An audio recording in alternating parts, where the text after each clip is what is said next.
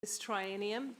Thank you to the friends and family that have joined us. Thank you to the community that may be watching this from wherever you are. It's a very special moment for us all, those who are no longer standing for council and those that have put their hand up with full courage and conviction to stand for council again, and we wish them the best. Kaumata Tame is not here, so if I would ask someone to open the meeting by leading the karakia, please. Kia ora tātou. Māku pēr ake ana, whakapuari ana I tēnei huihuinga, whakamutunga mō tēnei ngā tau e toru nei. Piki ake tā, whakiki te tā, hu matapu, no hoanga wa wai tū. Marunga e tarangi ki mai e tamako te kawa I whea. Ko te kawa tau ara e o ai tū, ko te kawa o kārihi. E kawai ata whakaangiangi pū, e tai ka ripiripi. Tāia e nā hiku, tāia e nā upoko. Kia mate rawa kia whakamaua kia tīna. Haumi e hui e. Thank you very much, Moko. I appreciate that. And actually, it seems really fitting that you were able to do that on the last meeting, so thank you again. There are no apologies that I have been made aware of. In fact, I think we're all here, so that's wonderful. And so I'll move the confirmation of the agenda as circulated in Deputy Mayor. Will second. All in favour? Opposed? Carried. Any declarations of interest across matters on there being none? We'll move forward. There is no public forum. In fact, the whole meeting is somewhat like a public forum. And now it's my great pleasure to hand over to Deputy Mayor O'Leary to run the proceedings for the valedictory speeches. Thank you, Mayor Paula. Tēnā koutou, good afternoon and welcome everyone. Welcome to our council members, our staff and friends and family and members of the public. It is my pleasure as outgoing Deputy Mayor to be your MC for this afternoon's valedictory celebrations, and we had a beautiful lunch with your friends and family downstairs and heard some amazing speeches. And Councillor Ngāti Rolfe, I think there's a politician in your son. I think that's really clear. That was really wonderful. Welcome to our online viewers as well. I know there will be many. Look, today's a really special day. Today is where we pause to acknowledge our retiring members of council and their contribution and their significant service. We'll hear reflections from colleagues today. We will present a small gift from the city, and most importantly, we will hear directly from those colleagues their valedictory speeches. It's a formal farewell and a chance for us to honour their service to the community and to the city that we all love and appreciate. We will begin in the order of Councillor Moko Tawariki. We will then move on to Councillor Kesh Ngāti Rolfe, Councillor Ewan Wilson, and finishing with Mayor Paula Southgate. So today we begin with Councillor Moko Tawariki. Moko stood in 2022 as a trailblazer in Hamilton's first Kirikiriroa Māori ward. And on a very special swearing-in day held at Te Kopumania o Kirikiriroa Marae, Moko said, "For 182 years, my whānau over here have been bystanders and watching what happens over there in that building." Having served for 3 years at that building across the road, Moko finishes his tenure with the city having served not only on all of council's standing committees, but committees that support funding in the community for our people. He has governed on the Strategic Risk Committee, CE Review Committee, and represented his wider whānau on the Waikato Tainui Hamilton City Council Co-Governance Forum. He has advised He Pōmanawa Ora, City Investment and many joint council relationship groups. Moko retires today with a senior portfolio of Deputy Chair of the Finance Committee. I now want to invite Councillor Maria Huata to come forward and share some reflections.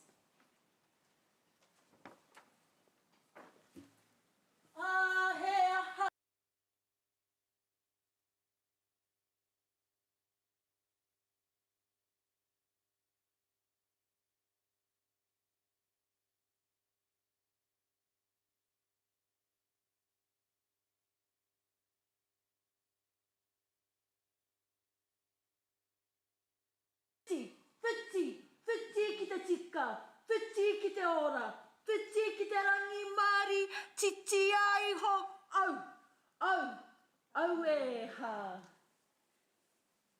E te iwi, ki nei te mihi kia koutou katoa, ko rumene mai ki nori te tāhuhu o tō tātou whare kōrero. Hei aha, hei whakanui i ngēnei kaunihera, kai kaunihera, ko eke ki te tihi o te whakahaere i tō tātou taone. I greet everybody that has come today to honour those councillors that are retiring today and have given their all for our city and its people. That ngeri o short haka honours the kingitanga, the king movement, and our current queen, Te Ariki Nui, Queenie Ngā Waihonui Te Pō. It speaks about unity, coming together with a shared vision. And I want to honour our friend, our brother, Councillor Moko Tauariki. Kei te ārero pounamu, kei te hinengaro hīkaka, kei te manawa katakata, mō i whakaū i te mana Māori motuhake ki roto i tō tātou whare. Hei, anga whakamua ma tātou katoa. Nā i tērā kākono i whakatoa. To the sharp tongue, the witty mind, the funny heart. You have set the pathway for those that are still yet to come and fill the space that you will leave. The biggest gift that you have left, not just for this council and for Hamilton City, Kirikiriroa, is a gift of courage. A gift of courage to those that might have thought, I belong in that place, but not in this place. That I have the right to bring all that I have and all that I share to everyone of our fair city. Personally, I never ever thought that I would be in council. And if it wasn't for the encouragement of Moko, when Milena stepped down and said, Tuahine, sister, have you thought about doing this job? And that was the third time he had come to me. And so everything good and not so good comes in threes. Thank you for providing a space for us to stand, for always being jovial, and as C.E. Lance said, speaking when you only needed to. There is a saying, iti te kupu, nui te kōrero. Although the words are few, they are very meaningful. Nā reire takutu ngāne. I nei te arohanu ki a koe, koutou ko tō whānau. Haere ruku i te ao, whakarukea. This is the love that we extend to you and your many, many children, not quite as many as me. You are doing your part for increasing the voting population. So thank you. And just like Councillor Ewan and Councillor Kish and Mayor Paula, your family will get to have more of you. And families are forever, and that is the most important thing. They ground us. Nā reira, koutou, te kōrero i konei. Tēnā koutou, tēnā koutou, tēnā tātou katoa.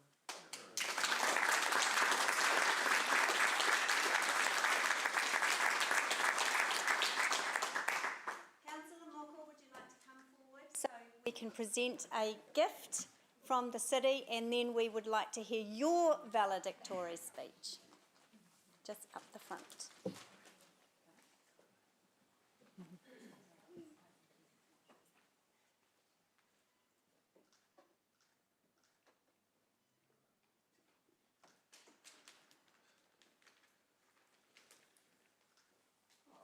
Do I have to stand over there? Yes, yes. What? Yes, please. Brace yourself.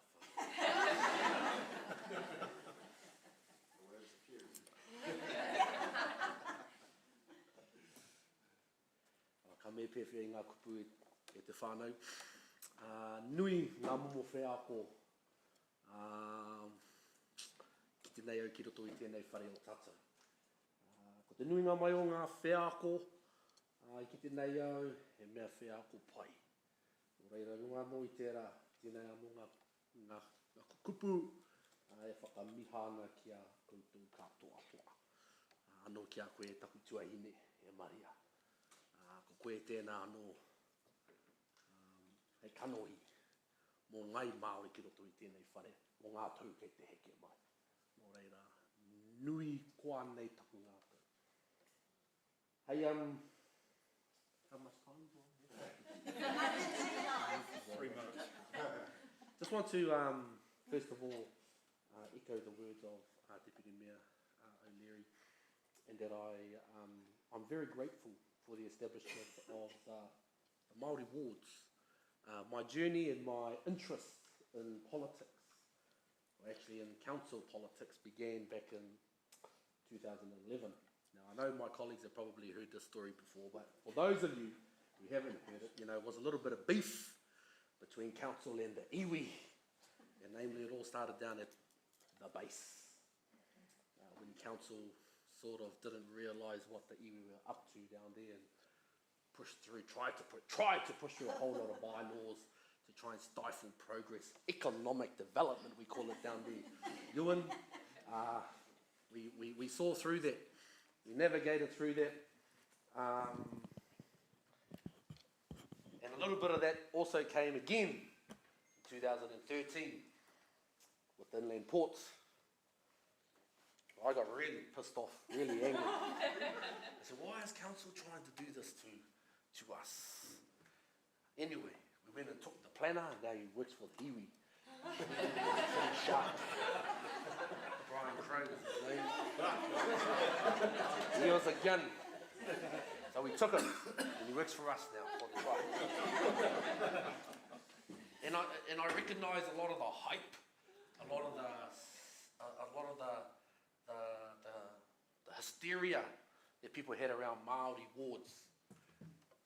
But the earth has not fallen in. We are still here today, we're breathing the same air. You know what, we're sitting at the same table having what I would consider to be some very mature conversations. And I think our council in particular, I think we've been a good role model for other councils. I've had the privilege of sitting on the Te Maruata Council.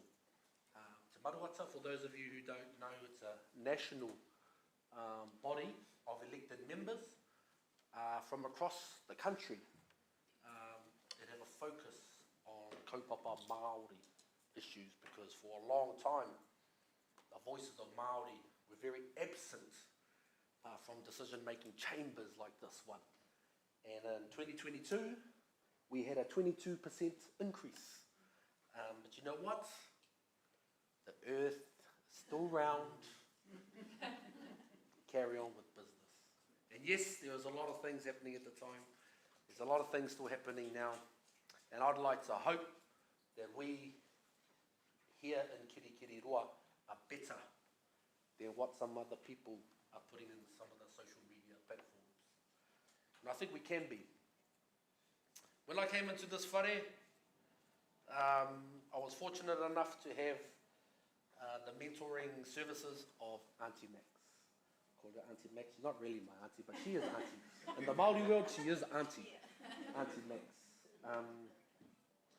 And I really appreciated, Max, your every time something new came up, you could sense that I wasn't entirely sure what the goddamn hell was happening here, but you took the initiative to inform and to tell me what was happening. I just really want to acknowledge your patience, if it were.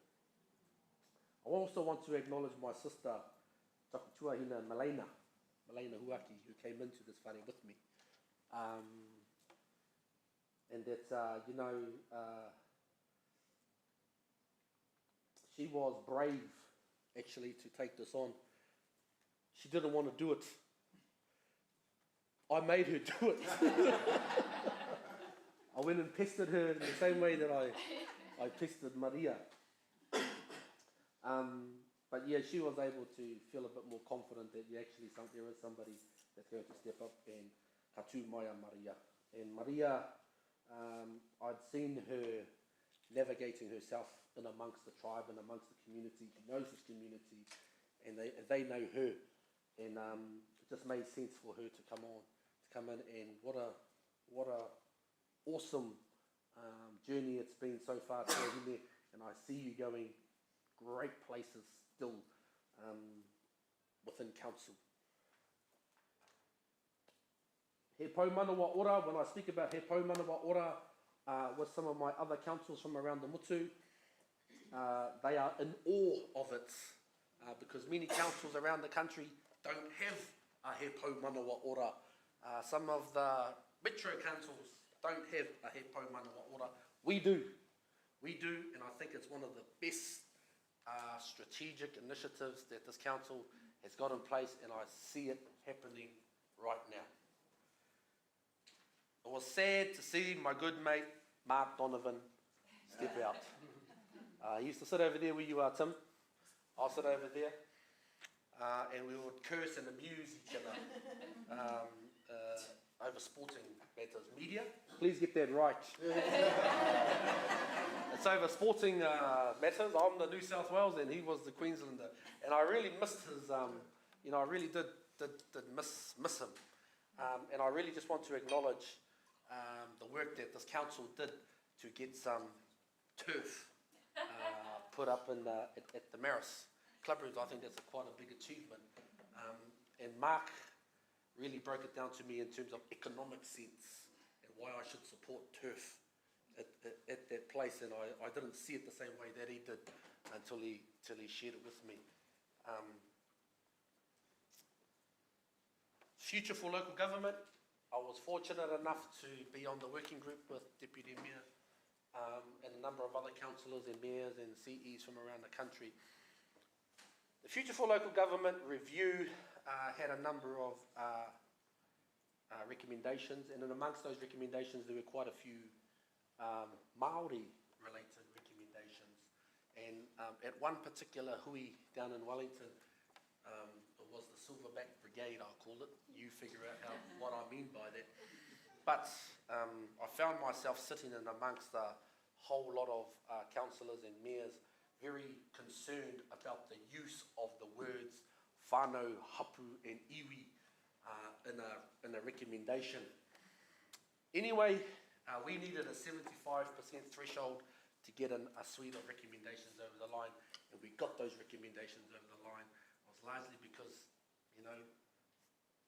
those people just simply didn't know what was meant by the words whānau, hapu and iwi. And after spending about a good day with myself and many other tangata tiriti in the room, they felt a little bit more relaxed, a little bit more informed, and we managed to meet that 75 threshold, which made recommendations to strengthen the Local Government Act with references to Te Tiriti o Waitangi, kaupapa Māori. And I think that's a huge achievement. So those went to the government, this current government, and they're probably still making their way there, probably sitting on the shelf somewhere. But at some point, I feel that we matured at that time. I want to acknowledge my Māngai Māori mates who have been holding this space for a long time. Good to see JD, Ollie in the room today, and our good mate Norm Hill, and he is a good mate. He's out there cleaning up the river. He's heard the concerns from Sarah about rubbish blowing into the river, and so Norm's done something about it. He's got into his boat and he's collecting up all that rubbish as a good kaitiaki should.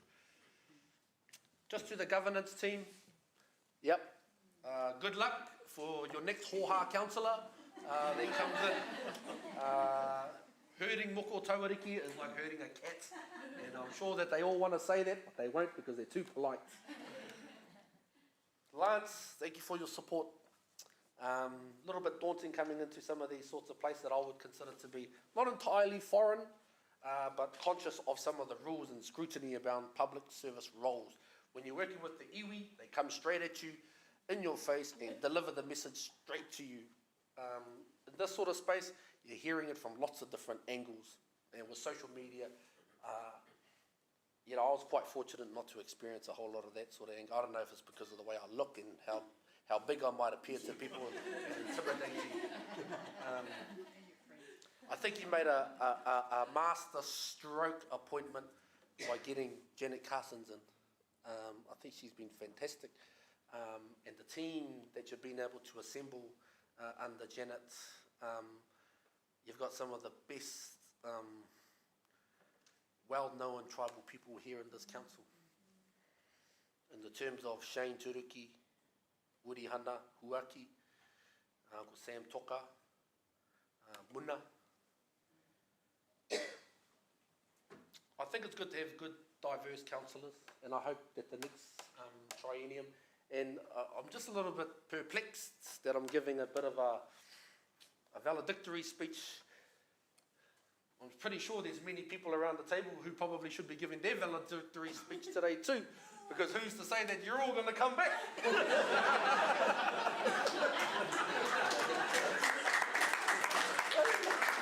But you fellas are still on notice.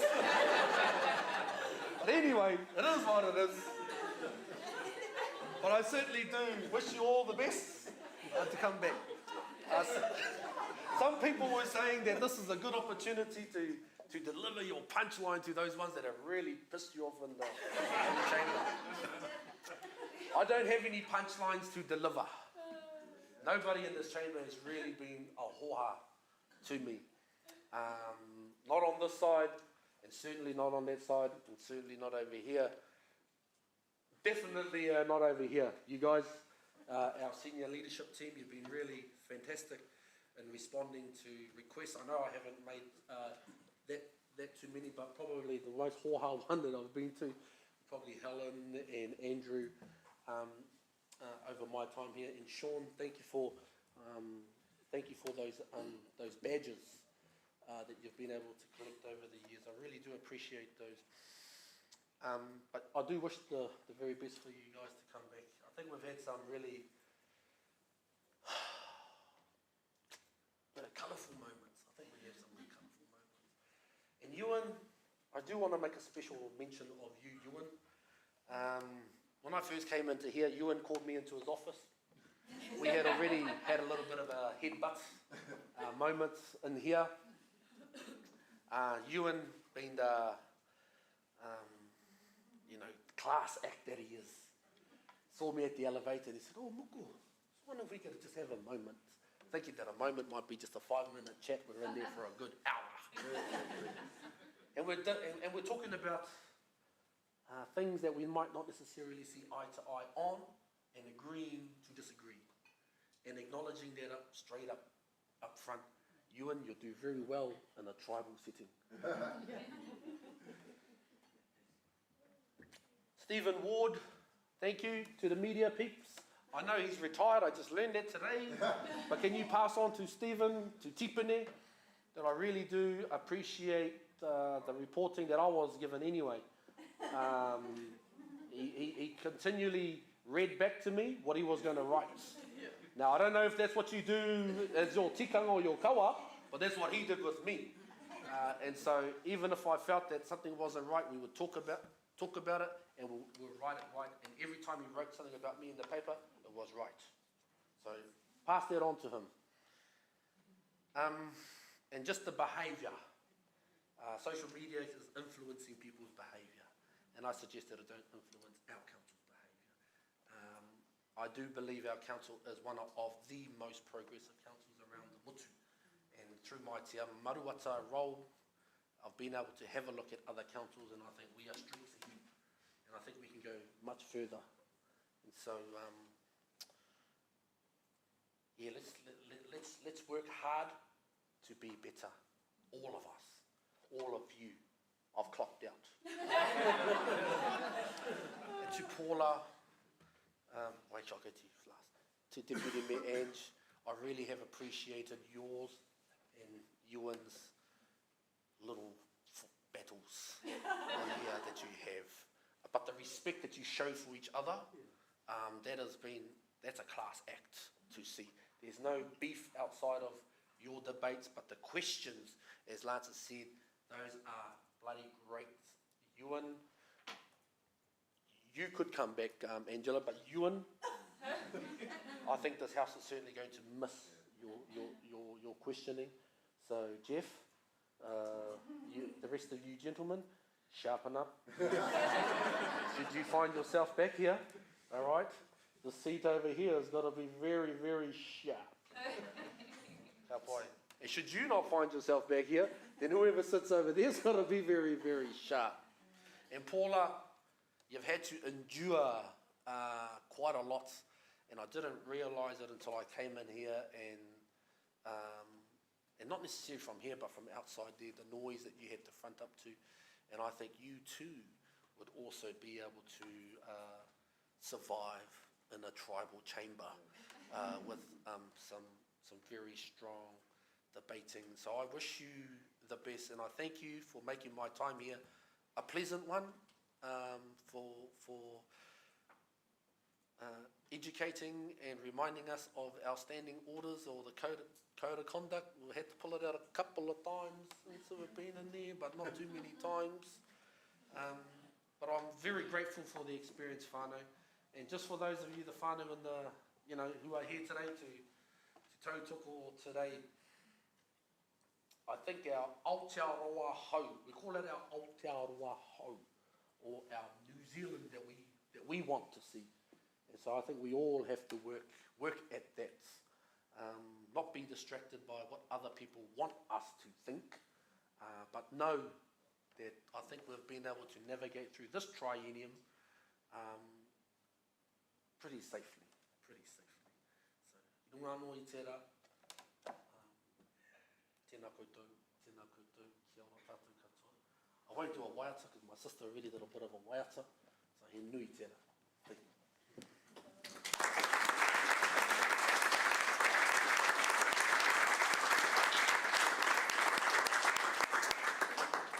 Thank you for those reflections, Moko. And you're right, politics is brutal in that those of us that aren't doing a valedictory speech, if we're not back here, it's just Gomburger for us. But that's the brutality of the roles.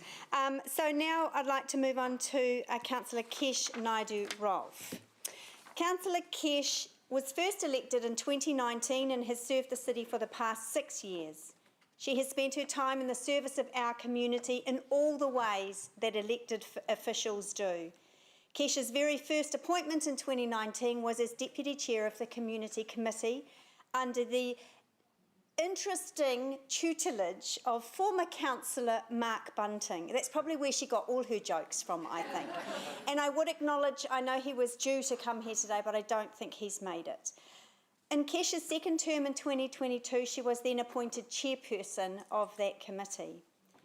Kesh is joined today by her husband Shaz and 2 children and future politicians Zayden and Ira, as well as other family and friends. I now want to invite Councillor Anna Casey-Cox, who has served as Kesh's deputy chair, to come up and speak in acknowledgement.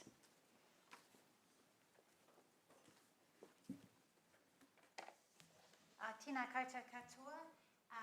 I have the honour of speaking about Kesh today, and I won't be as eloquent as your beautiful family, but I'll certainly do my best.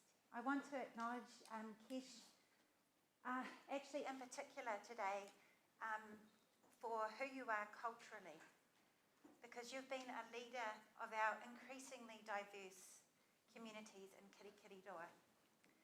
Your ancestral people and communities, both Indian and African, were caught in movements of colonisation and empire. The realities of colonisation and displacement are not easy to hold, yet I believe it shapes your deep empathy for ethnic communities here in Kirikiriroa, who also know what it means to be displaced, to start again, and to seek belonging. Kesh, you've been a champion of our welcoming communities, and this is a legacy that you leave us. Fortunately, the welcoming plan has strong community support, so I believe it will survive councils to come. From your African heritage, I believe that you embody the spirit of Ubuntu. I am because we are. We are important to the well-being of one another. And Kish, you are a peacemaker who sees beyond the facade and apparent belief lines. You are genuine and real, which is the basis of trusting relationship. This is critical in leadership and governance. You stand strong in your own mana. You know the importance of self-care and the power of standing tall in who you are. Thank you for role modelling this. In Aotearoa, we need many voices to build justice together. Councillor Kish, you have been and are part of that voice, one that brings solidarity, compassion and strength to our shared journey of kotahitanga. And just quickly, slightly different tone, but from previous colleague Mark Bunting. Kish did what some people would deem impossible. She made politics fun. Kish has a rare ability to think independently and be incredibly supportive to team decisions at the same time. I loved sharing the community portfolio with her and an office with her too. Our discussions were always robust, completely honest, and at times highly inappropriate. She's become a clear, dear and trusted friend, and the city has been lucky to have her at the table for the last 6 years. Ngā mihi e ho, ngā mihi Councillor Kish.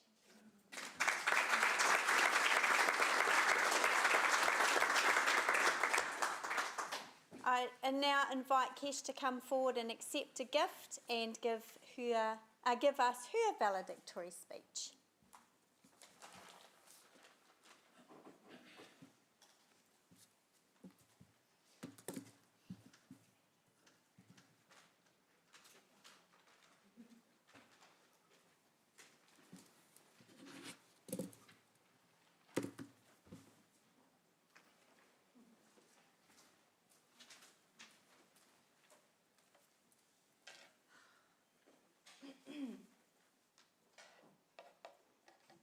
Kia ora, namaste, assalamu alaikum, vanakkam, greetings to everyone here today.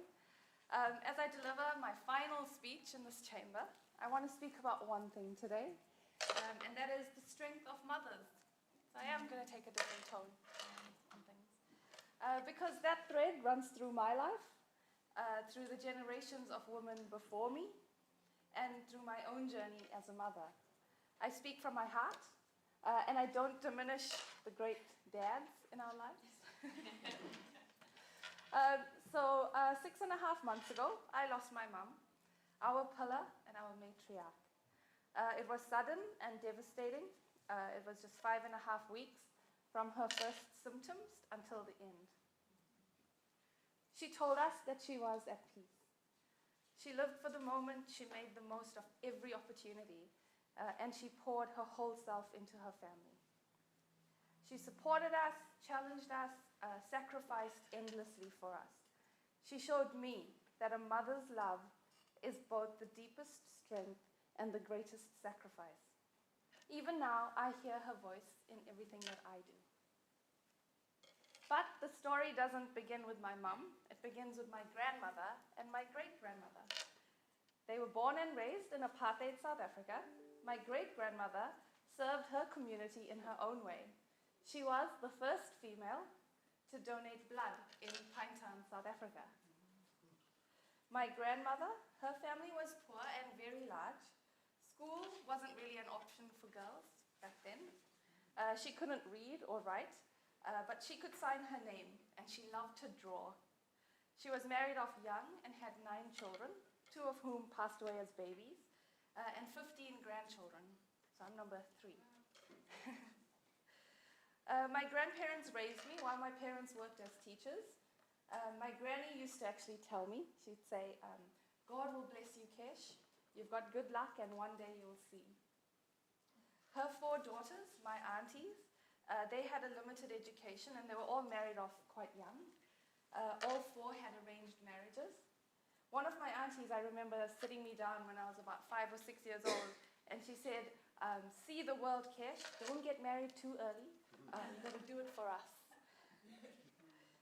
Ruth Bader Ginsburg once said, what's the difference between a bookkeeper in the garment district and a Supreme Court justice? And the answer is 1 generation. That's what opportunity means to me. It's not just about me, it's about carrying the hopes of generations who've had none.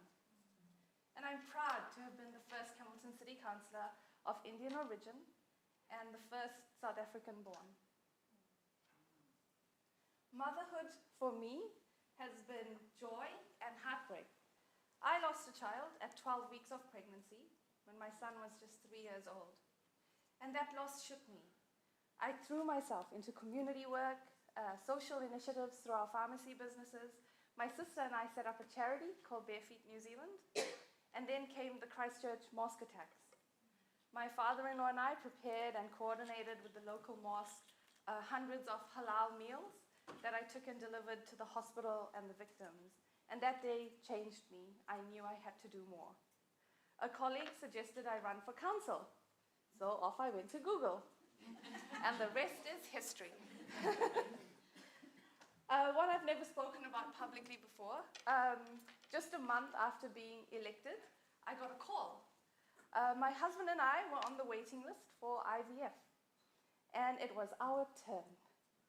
So, while preparing for our first annual plan, I went through an IVF cycle. And out of that, our miracle baby, Ira, was born. But alongside the joy came guilt. The guilt of being a mum to this miracle child and also being a city councillor. Choosing meetings and events over bedtimes. Choosing public service over family time. But I stuck to my commitment because my husband and I, we knew what we'd signed up for and we have no regrets. Because my hope is that one day, when my children are older, they will understand. They will see that their mum gave her best for her city, and that community service, sacrifice, and commitment are powerful acts of love too. This is the pull and push of motherhood. Do I give to my children or do I give to my community? Do I put my family first or do I carry the weight of the city? The truth is, as mothers, we carry both, always. And no matter how much we give, we carry guilt, the feeling that it's never quite enough. But here is what I have learned. We cannot do it all at once, and we cannot do it forever. And that is why I am stepping away from public office, but not because I don't love the city. I do. But it's because my family needs me more now, and I need them. I want to take a moment to thank my family. Thank you for helping me put up and take down those election signs. We all know what hides behind those signs this time of year too, right? Yes. The creepy crawlies. Thank you for supporting my crazy ideas, like hosting Africa Day, where hundreds of people turned up, and we had the longest line for sausages that I have seen in my life. Some of you are here today. Some of you have met my husband and my two babies, my cousin Tash with her husband Donovan, my sister Lee, my auntie Patricia and Ganson, and my bestest friend / sister Desh and her husband Dylan, who've come from Auckland. These guys have supported me through it all, sausages and all. You've helped me hold my small family together through the busiest, most demanding years of my life. My children have been growing up with a mum who was often away at meetings or community events late into the night. I remember when my daughter Ira was 10 days old and I joined a 12-hour LTP Zoom meeting, only made possible because my mum was there to help. What you didn't see or hear at the meeting was the monotonous hum of the breast pump machine. Moments like that remind me of the sacrifice that public service demands of families, and I'm forever grateful to mine for sharing me with the city. Mom and Dad and my in-laws, and I'm sorry none of them could be here today. I want to thank them for the babysitting, the meals, the school pickups and drop-offs. This role was never just mine. It has always taken a village, my village, who I call my family. To my husband, Shazil, I don't have the words to express my gratitude. You have been my biggest source of strength. You've picked me up after long, tough days, and you've always had my back. You've always borne the brunt of the sacrifices made. You have raised our children when I was out in the city, and you've always supported my ideas, no matter how crazy it sounded. We've been together for 22 years now. It's been a roller coaster, but it's far from over, so keep your seatbelt on. Thank you for always standing beside me. And to my babies, I love you so much. Thank you for being my why. Your tiny arms squeezing the living daylight out of me after long days reminded me of why the work I did was important. You helped me see past the hardest moments and gave me the strength to keep going. Fellow elected members and Mangai members, I have formed a unique connection with each of you. I respect our differences and I celebrate our similarities. Thank you all, and I won't name you all, and I won't name our special connections and stories either, but you've taught me about myself, my limitations, and my strengths. Thank you. Even though this role came with sacrifices, I've truly enjoyed engaging with you and our community through this journey, especially at the community events. We are so much richer as a city for the diversity of voices, cultures, and celebrations that we share together. I won't highlight all our accomplishments as a council, but know that I am so proud of so much. Being a city councillor, especially in the community portfolio, is not a Monday to Friday 9-to-5 job, as Mayor Paula well knows. It is a 7 days a week at all hours of the day. And it took me a while to realize that I couldn't be everywhere for everyone, but every interaction mattered, and I've carried those experiences with me. To the people of Hamilton, thank you. Twice you've given me your trust. Thank you for welcoming me into your lives, for stopping me at the pharmacy, at the supermarket, and the car park, to talk about medicine one moment and footpaths the next. It was a one-stop shop. To council staff, none of this happens without you. The successes we celebrate are never the work of councillors alone. Behind every project, every program, every decision are dedicated staff who work tirelessly to deliver for our city. Lance, thank you for your guidance and your support. Working with you first as GM for Community to now as CE, I hold the utmost respect for you and for your leadership. Thank you. The community team, unit directors, all the staff I've worked with, there's so many of you. You have all inspired me. Thank you.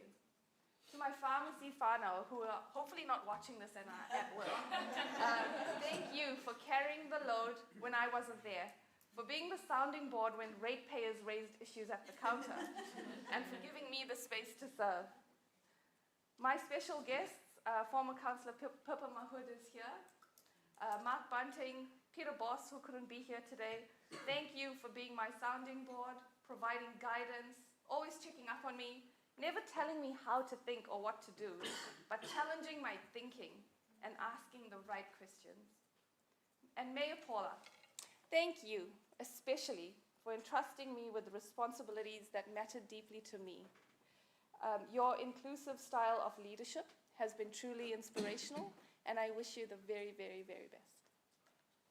I also want to thank the many leaders of our city I've had the privilege to connect with. Community leaders, developers, philanthropists, commercial business leaders, school staff and principals, artists, small business owners, the list goes on. To the hundreds of you who shared your challenges and your visions with me, you are the people who truly shape the city. It is the people that you employ, teach, encourage, motivate, and inspire who make up the diverse and vibrant tapestry of Hamilton. I hold immense respect for each of you because together you are building Hamilton's future. Hamilton is the city of the future, and I will say that to anyone and everyone who will listen because I believe it to my core. We are diverse, innovative, and young in spirit. We have the building blocks to create something extraordinary. As I leave this chamber, my heart is sore, but I'm also very, very grateful. I've carried the weight of heavy decisions, and I've done so with my values at the core: fairness, service, compassion, and integrity. It has been my privilege and my honor to serve. And now, it's my privilege to rebalance, to put my family first while I continue to serve in other ways.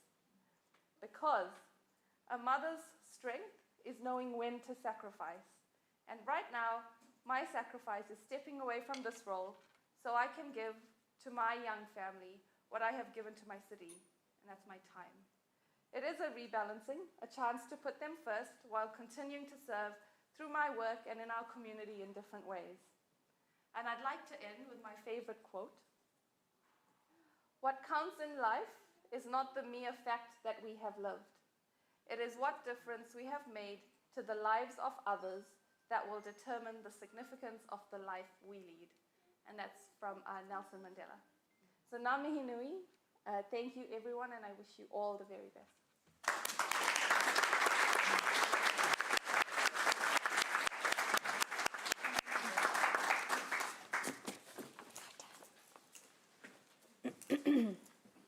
Thank you, Kesh, for sharing with us your journey and particularly your story about the woman in your life that have shaped who you are and how you've become this amazing community figure.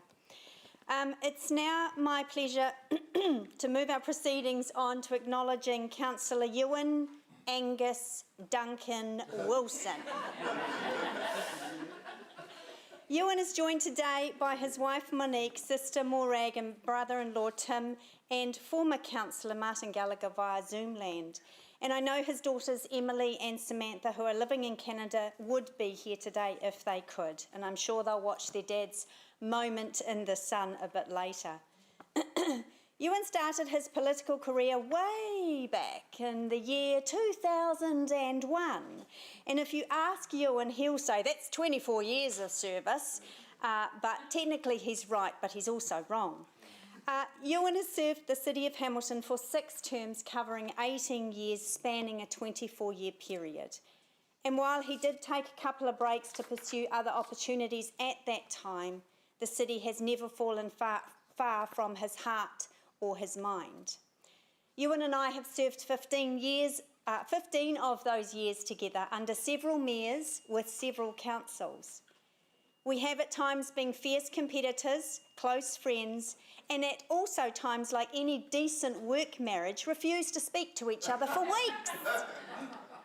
But also, just like a marriage, we've always found our way back with a laugh, a hug, and then usually a disagreement about who will pay for the make-up lunch.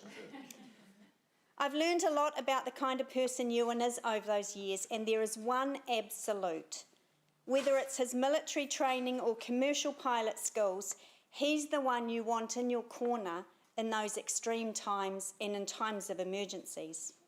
This one time, when Paula sent out the bat signal with one phone call, Ewan rushed in his car, grabbed his wife, came to my house and picked me up off the floor when I thought I was literally going to die by the toilet.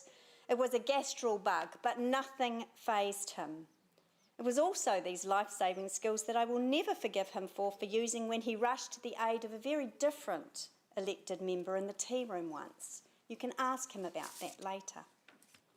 Ewan has served on every committee that has been imagined during his tenure, including all of Council standing committees, funding and grants committees, Central City, river plans. He's also served on the Dogs Committee. And there's been this long-standing joke in the council that if you get to be chair of the Dog Committee, you're literally in the dog box, put there by the mayor. I'm happy to say that that is not the case today. He was pivotal with his leadership and advocacy on Te Huia Rail Service. And today, Councillor Ewan Wilson is retiring as chair of Economic Development Committee.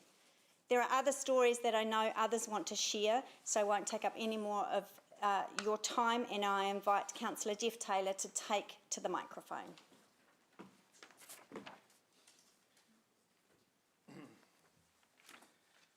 Thanks, Angela. Yeah, this is a very sad moment for me. I've sat next to Ewan for 6 years, really.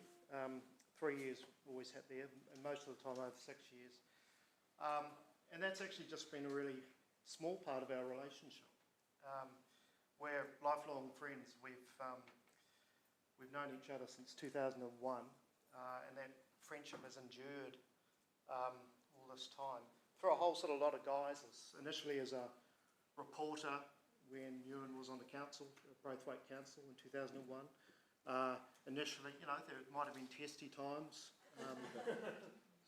long phone calls on the weekends and stuff like that. But we got to respect each other and became friends. And then, of course, co-writers of a book and political colleagues for the last 6 years. And that has occasionally had ups and downs as well, just as Angela talks about. And I'm sure there will be more variations on that because that's kind of how our friendship has always rolled. We may not see each other for a while, but then we've always been able to pick up easily where we left off. Ewan is that rare breed, a true entrepreneur, and there's not many of them around. The Kiwi Air legacy, which we all see at our airport, it changed Hamilton's aviation forever. The impact of Kiwi Air cannot be overstated. The Operation Phoenix, the humanitarian venture after this tsunami, the massive planning that Martin Gallagher referred to, and it went with the heartache that Ewan endured seeing the devastation firsthand, just completely selfless. His cruise trips, Grand Journey by Wilson Tours, where it seems to me he got in, he and Monique got in before the big cruise boom and then got out just in time as well. Those planes that he imported, was it from Colombia or somewhere, and brought them over here and sold them. It just goes on really. It never stops, that creativity, and I don't think it ever will. And when Ewan's quiet, you know that something is up and that he's working on some business behind the scenes. I remember him once saying to me, a bored Ewan is a dangerous Ewan. He is always working on something. And we don't value entrepreneurs enough in this country, I believe. In other countries, when you see an entrepreneur fail, it's no big deal. They try again and they try again, and then they'll end up running a business that employs hundreds of people or thousands of people. I feel in New Zealand we tend to sniff our entrepreneurs a little. And we're more unforgiving. We attach more blame. Yet, you know, failure is so often an important lesson in order to succeed. And we're perfectly happy to take those jobs when the entrepreneurs do succeed, and New Zealand would be lost without them. And his entrepreneurial spirit inspired me. He changed the course of my life through his example. I can remember having a beer with him, I don't know, probably 15 years ago. And I was at the Waikato Times. I've been in newsrooms most of my life. And I was a little burnt out. And we were just talking about things. And he said,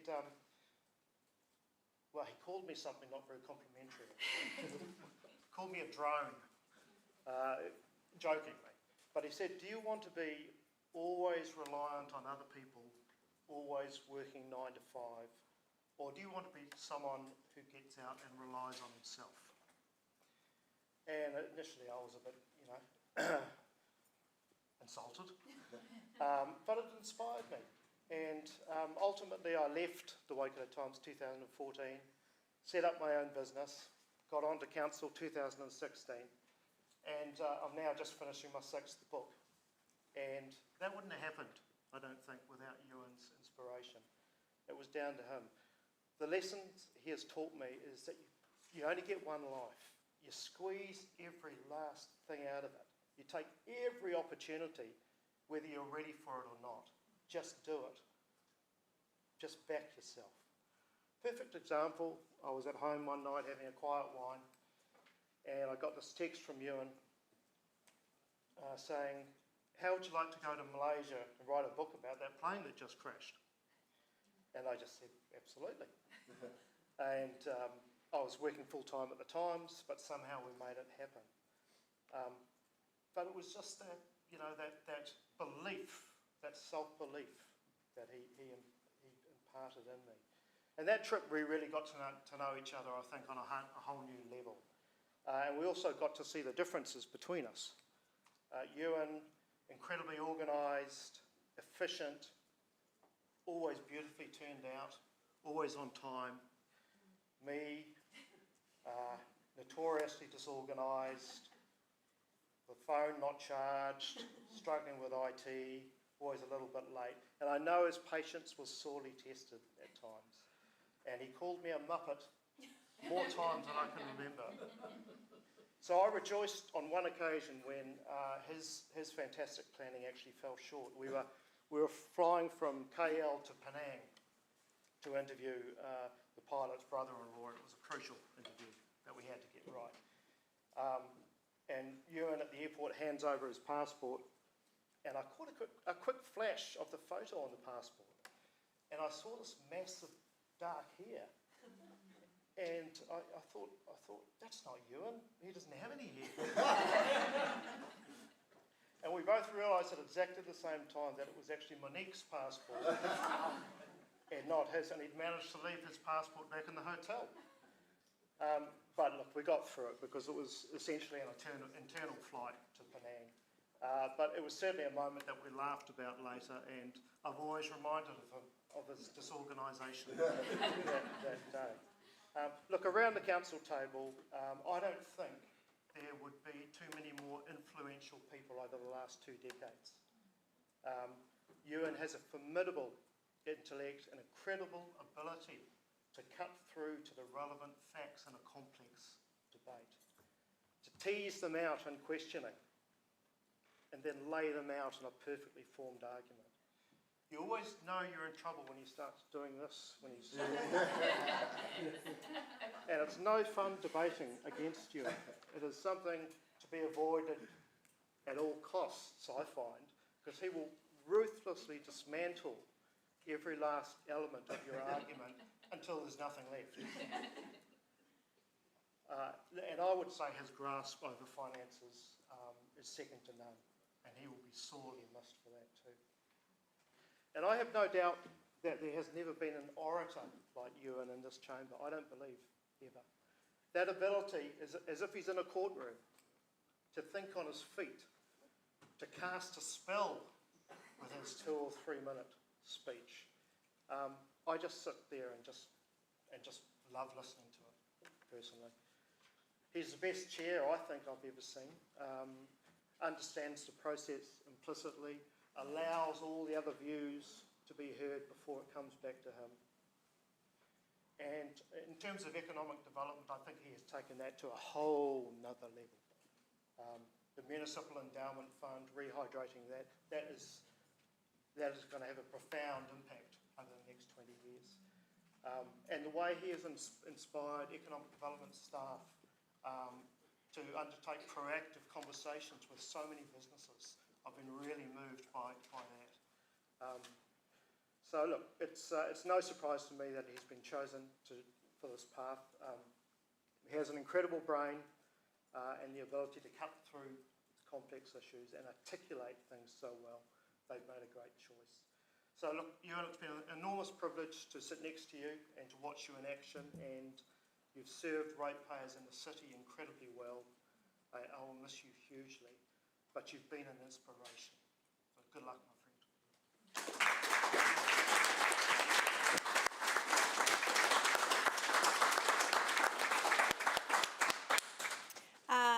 Councillor Emma Pike, I'd now like to invite you to say some words.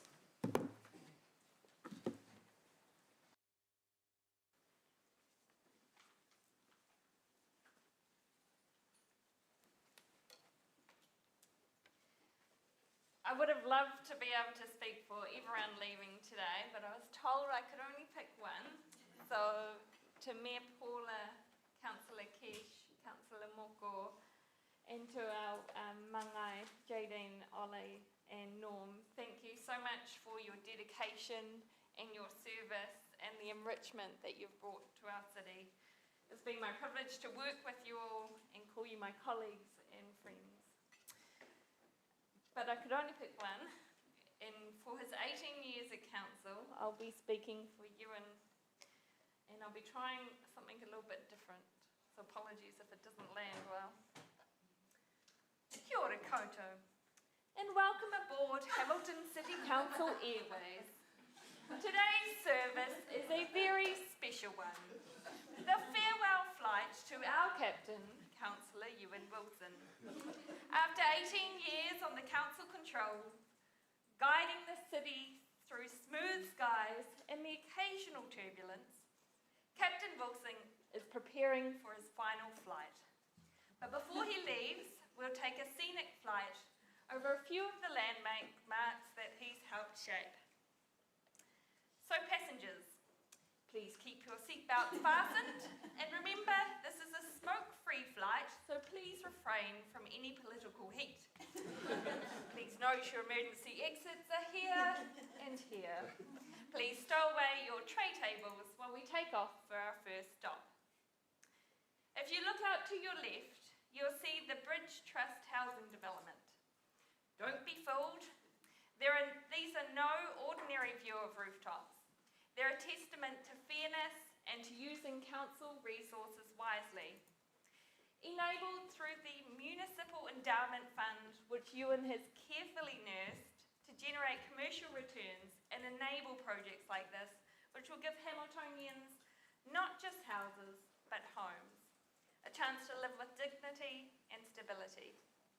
Ewan believes strongly that if you contribute to this city, you should have the opportunity to make a home here too.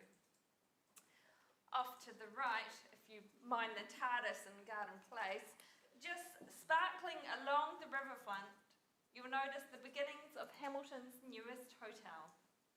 Supported by Ewan, this project shows his belief that Hamilton should be more than a stopover.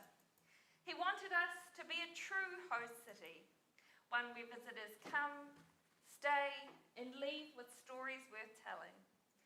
After all, as every YouTube influencer knows, first impression matters, and Ewan wanted Hamilton to shine. Straight ahead, on the horizon, you'll see the shining tracks of Te Huia passenger rail service. Like any long-haul journey, Te Huia had its delays, diversions, and more than a little debate about whether it would ever leave the station. But Ewan had never lost faith. To him, Te Huia wasn't just a train. It was a symbol of choice, of sustainability, and of Hamilton daring to think beyond the motorway. He believed that for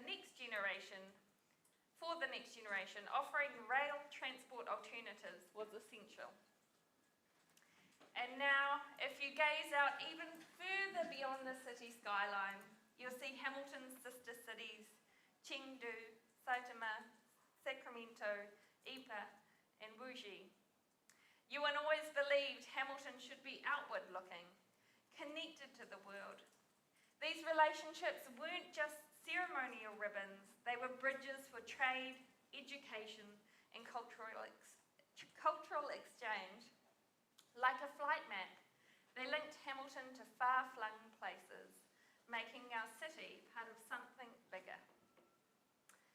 Now, ladies and gentlemen, as with any good tour, please take a moment to notice the captain himself. Ewan has faced his share of storms, both political and personal. Yet he has shown courage, persistence, and humour through it all. He has proven that even in the toughest conditions, steady hands can guide us through. Cabin crew, please prepare the chamber for landing. Before we descend, I want to take a moment to thank Ewan for the support you've given me.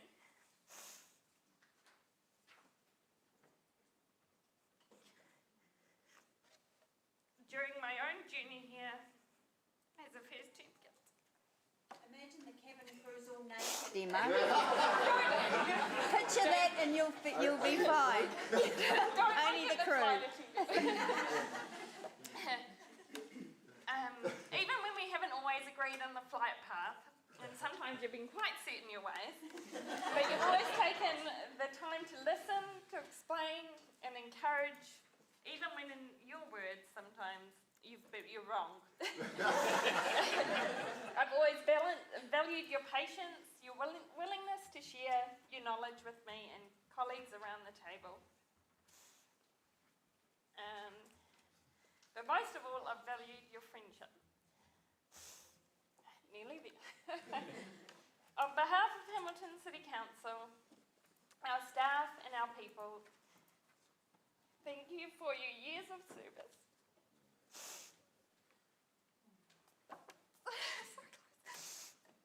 To the council and the community, you've helped the city take some bold flights, some smooth, some bumpy, but always with conviction and vision. As you leave the chambers today, we wish you clear skies and safe landings on your commissioner journey. Hopefully with many stops along the way, with Monique to Canada, to your beautiful grandchildren, Liam and Owen, whom will be so proud of you, as we all are. Thank you, Ewan, for your 18 years flying with Hamilton City Council. Mā te wā.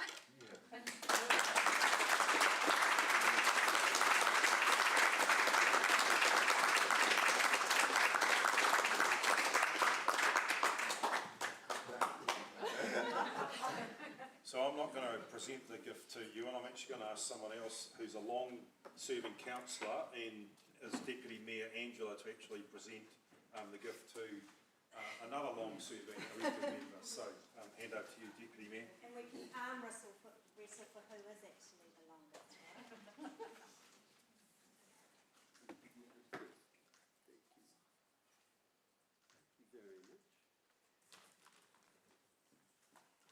This looks spectacular. Thank you.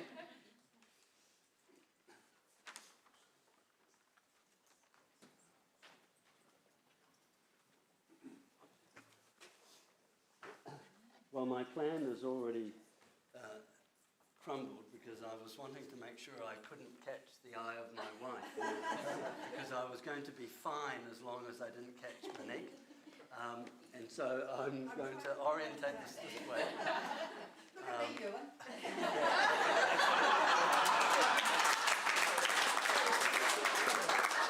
I would be rude to say that I actually didn't say I had said that, and I said I'll look at Maxine and Louise, and that would be a great help. Well, this is my final speech in this chamber as an elected member, and I can imagine this news comes as a huge relief to many of my colleagues, and for that matter, a number of the staff. I suppose I should make the most of the next few minutes. I've spent 18 of the last 24 years on council, which is my slightly pathetic way of trying to convince Deputy Mayor Angela that I've actually been here longer than she has. I've often argued that my 2 voluntary breaks from politics shouldn't be deducted from my overall tally, as those years still mean that I've served under more mayors and more chief executives than she has. I've never succeeded in convincing her. Those early years on council, though, were different. For example, back then, we had proper morning tea and afternoon tea prepared for us, including those little mince pies with potatoes on top that are one of my favourites. It won't surprise anyone here that I occasionally let good stories outrun the facts. So while most of what I'm about to say is accurate, there may be a few factoids sprinkled in. Your job today is to work out which is which. I've never once taken for granted the obligations, the responsibility, and the opportunity that comes with this role. When I first walked into council in 2001, the city had a population of 140,000. Meetings were on a Wednesday night, starting at 7:30 and wrapping up by 10 p.m, and finishing with drinks on the 9th floor at the councillors' bar. Councillors were paid a meeting attendance per meeting. Surprisingly, meeting attendance was very high. For council meetings, we would all rise when the mayor arrived at the chamber. And when you debated, you had to stand and you could not read from a prepared speech. All of the meeting agendas would arrive by couriers on Friday nights. I still remember getting a phone call from Anthony Dick, the early Amy, saying, look, we've received a phone call from the courier company and they're refusing to deliver your pack. Your 2 German shepherds are terrorising the driver. Caesar and Monty denied any wrongdoing. I still sometimes expect when I walk into the council reception to see my daughters, Emily and Samantha, in their school uniform, waiting for me to take them upstairs to the 9th floor so they could finish their homework as I finish a meeting. I often wonder how their interactions with the likes of Dave McPherson, Peter Boss and Ted Armstrong shaped their humour and their tenacity. A lot has changed, some for the better, some less so. For the record, I've often felt, particularly after a finance meeting, that losing the 9th floor bar was a mistake. What hasn't changed is the passion of the people elected to sit in these seats. I may not like all of your politics, but I've learnt that you can dislike someone's politics and still respect and even like that person. That lesson took a long time for me to get into my head. All politics is local, but local government is really local. I was always attracted to local government for that reason, and the fact that no normal political party would have had me, probably. Friendship in this chamber are tested under heat so intense that they often come out forged like steel. I've been lucky. I've made some great friends. Some of my closest friends in politics don't share my political view. Martin Gallagher, for example, had the patience to sand some of the rough edges off a younger, brasher, right-leaning Ewan Wilson. He gently nudged me towards the centre, and every now and then I would drink the Kool-Aid. My life would be much poorer without Martin and his wife Gillian in it. On my very first day here 24 years ago, after losing a motion, a seasoned councillor leant over and said, "Hey, Ewan, this place isn't complicated. All you need to do is learn to count." Clearly, you still need to learn to count. This was my induction to the real art of local government politics. Dave McPherson taught me black ops of local government, the importance of standing orders and ignoring them, points of order, and knowing when to cross the chamber and embrace an adversary when the issue demanded it. In more recent years, I've had the pleasure of working with Jeff Taylor. I first met Jeff when he was a Waikato Times journalist covering local government during my first term, which was a particularly fractious 3 years. I can't say that I enjoyed all of his articles, but Jeff is a gifted writer with a sharp mind. We have also written a book together. I saw how fearless he was pursuing the facts as we travelled to Malaysia to research our book, Goodnight Malaysian 370. A bestseller, by the way, still available on Amazon. And I'm still not sure how we made it out of Kuala Lumpur unscathed after Jeff insisted on knocking on so many doors and asking some really tough questions. Congratulations, Jeff, on your most recent book release, your first novel, and a happy 60th birthday in a couple of days' time. No farewell speech would be complete without talking about the Deputy Mayor, Angela O'Leary. I've worked with you for 15 years. It's more than a life sentence, I've realised. We haven't always agreed, and we've had to reset our relationship more than once. But you've been a friend, and I've thoroughly enjoyed our banter. Often via messenger in the middle of heated debates, we were trading messages back and forth while sparring across the chamber. I was going to have some photos up, but I decided they were probably going to be inappropriate, so I didn't. Paula, I want to thank you for the leadership opportunity you've given me. The Economic Development Chair, the Chair of the Municipal Endowment Fund and the Sister City Portfolio has been very satisfying. Getting the new hotel underway has been a highlight. Tim, in our time working together has been short, but your leadership and experience has shown through. You have my respect and my support. Councillor Sarah, I do like you. I haven't always liked your politics, but I respect how hardworking and how smart you are. Ollie, your friendship has meant a lot to me. Your leadership and expertise around this table has made a huge difference. You're a true friend. Jadine, your intellect and your work-life experience adds huge value in this chamber, and I've always appreciated that. To my fiscally conservative friends this term, Jeff, Emma, Tim and Andrew, thank you for your friendship and support. To all colleagues, thank you for your camaraderie.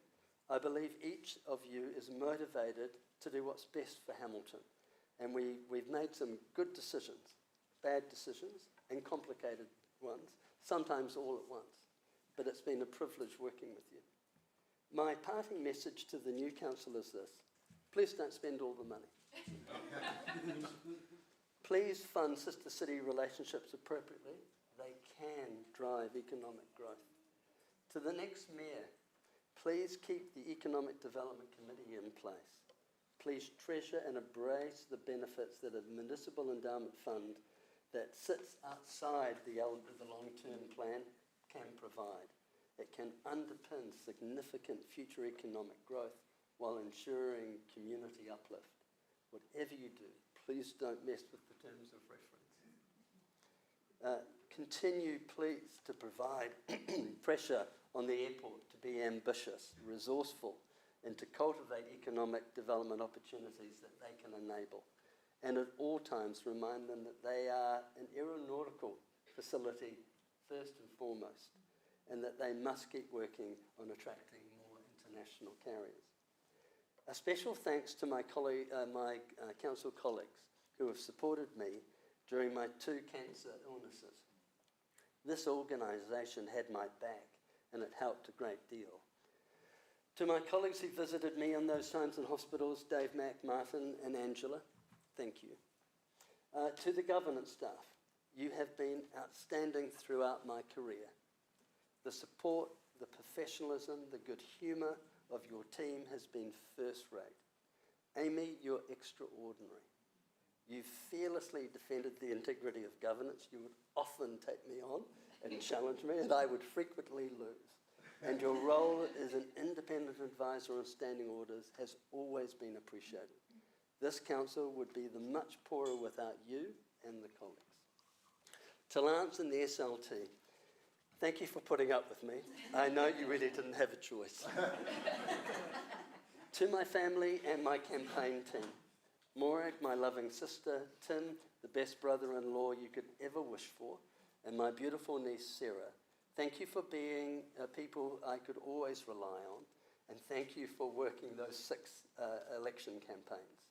Tim, our weekly coffees have been a highlight. Let's keep those going. As councillors, we achieve nothing on our own, but we can plant a seed, nurture them, and sometimes, with a lot of persuasion and compromise, see them grow into something lasting. The things I'm the proudest of participating in and helping to make real with my colleagues is free pool for children under 5.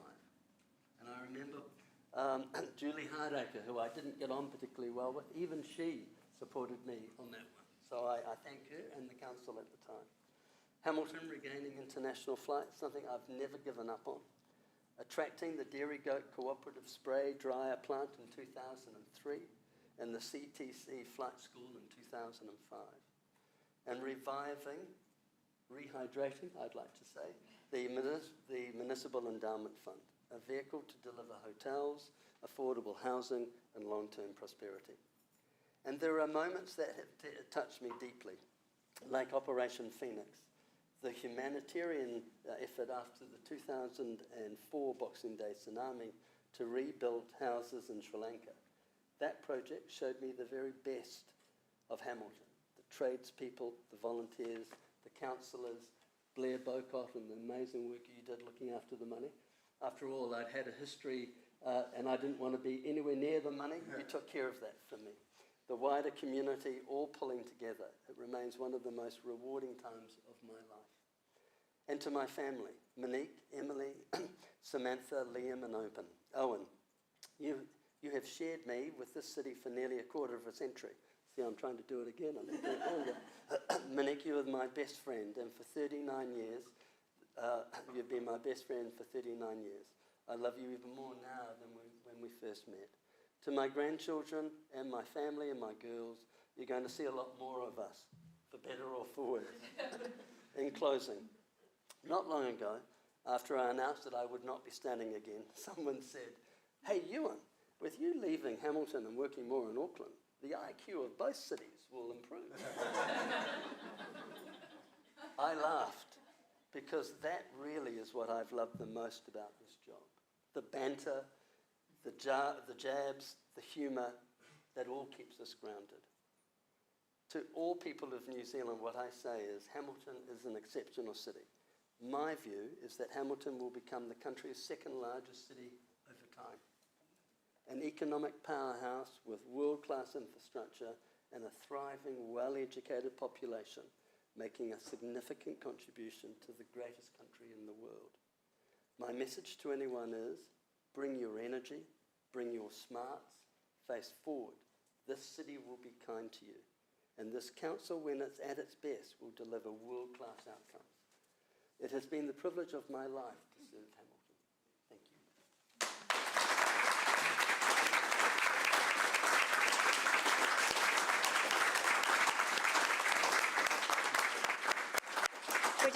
We've been sitting for a wee while, so we're just going to take a 5-minute break.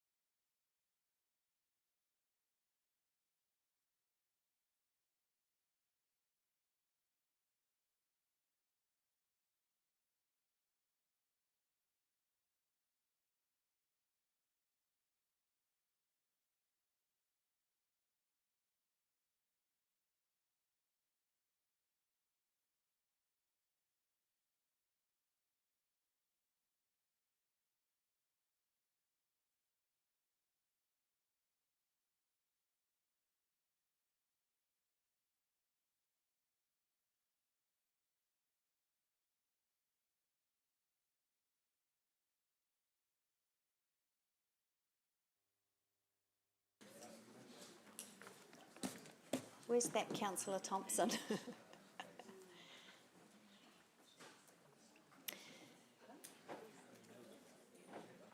So I'd now like to move us on to our last acknowledgement of the day, and that acknowledgement is for Mayor Paula. I first met Paula when we were both much younger in 2007 and both campaigning, her at that time for Waikato Regional Council and myself for my first time on Hamilton City Council. Paula was first elected to council in 2016 as a city councillor and took up the role of chairperson of the community committee. She brought with her 16 years of political experience from her time with Waikato Regional Council. In 2019, Paula was elected Mayor of Hamilton, becoming the city's only third female mayor. She now concludes her sixth year in that role. This is significant. It's no small thing to serve as a woman in politics, and Paula's election as mayor will always remain a part of Hamilton's history, and her name will quite rightly go up on the honours board at the back. Paula is joined today by her husband, our official Mayoress Greg, her daughters Hannah and Caitlin, her mum Margaret, along with other family and friends. There are several speakers waiting to talk about Paula today and acknowledge her extensive service to the city. So I would first like to call up Mangai Jadine Kana, who will speak first.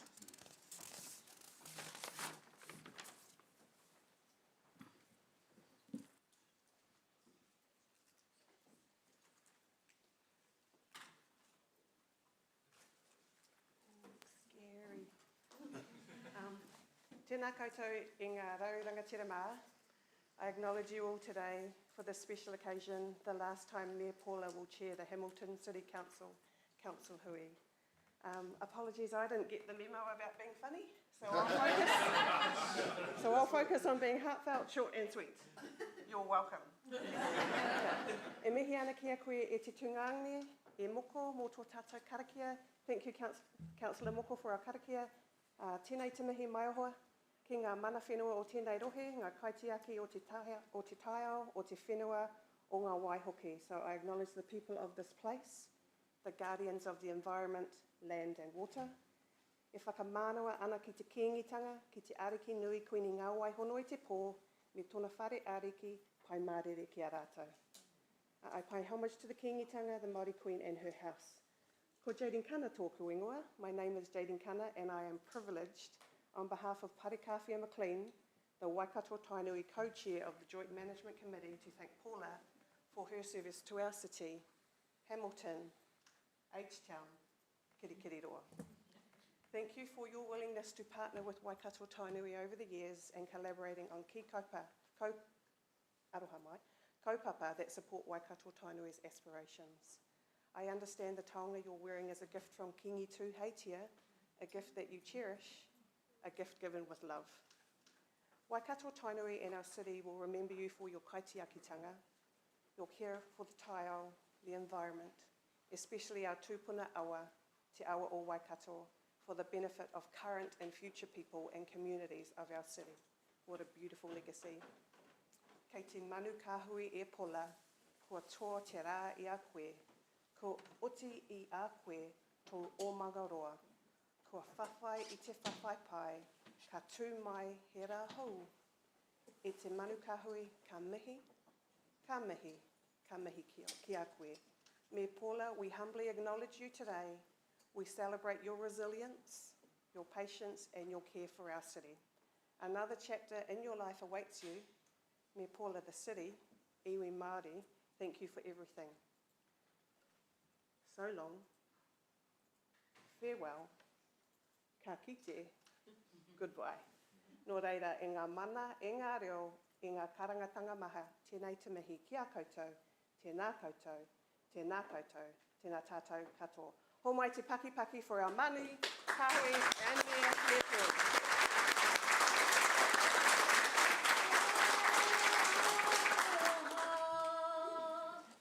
Te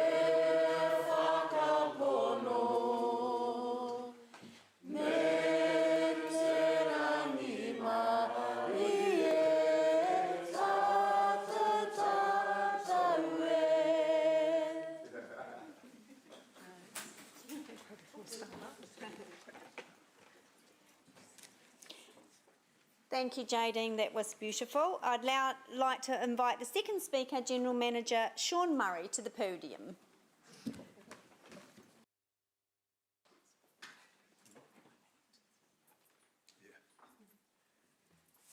Yeah, sorry, Sean. Reluctant speaker.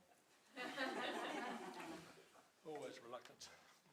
Mayor Paula, Your Worship, the executive team have asked me to say a few words of farewell, and most importantly to acknowledge your service to the city, this council, and your day-to-day interaction with staff.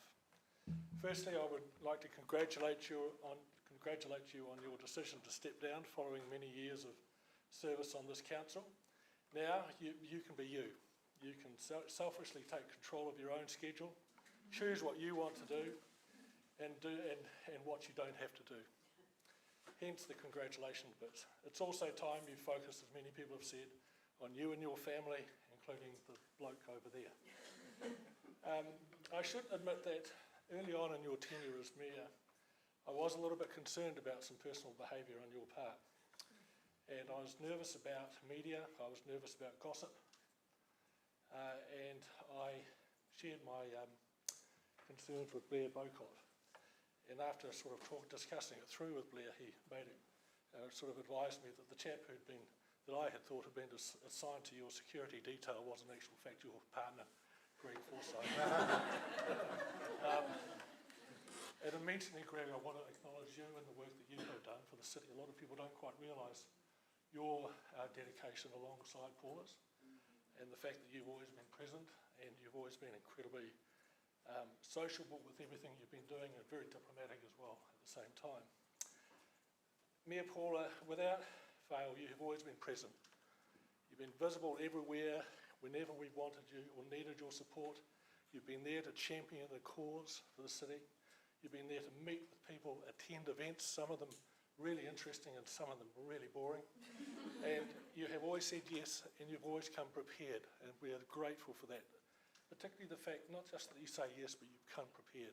You've checked out what you're doing, you've researched it, and you know what's expected of you. Your term in office has transcended some very difficult times, and without going into the details, you have tackled those challenges head on and made some hard decisions with the team when you have had to. You care deeply for the city and its people. You've been very ambitious for us, and we thank you for that.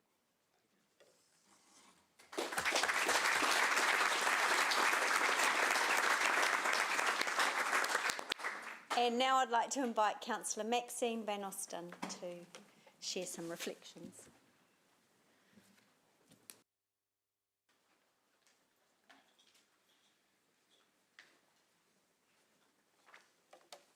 I'm going to have to move the thing forward. Do you want me here? Look, Well done. because I brought my gang with me.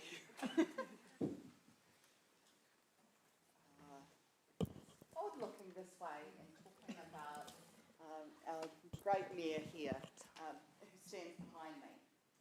Mayor Paula has been Hamilton's greatest champion. She's shown up for our city in every space. In Wellington with ministers, at LGNZ representing us nationally. And here at home in our community halls, schools, neighbourhood gatherings, in fact everywhere. I don't think there is a community space that she hasn't been in and been welcomed and invited to. She's been accessible, approachable, and always prepared to advocate for the things Hamiltonians value the most. Her leadership has brought our region closer together. Paula's collaboration with Waikato mayors and chairs has delivered for the sub-region, proving we can partner with central government and with iwi to deliver growth projects that matter. Inside this council, she has guided us through some of the most significant challenges. Think about the annual plans, our long-term plans, the introduction of our Māori wards, and, gosh, water reform.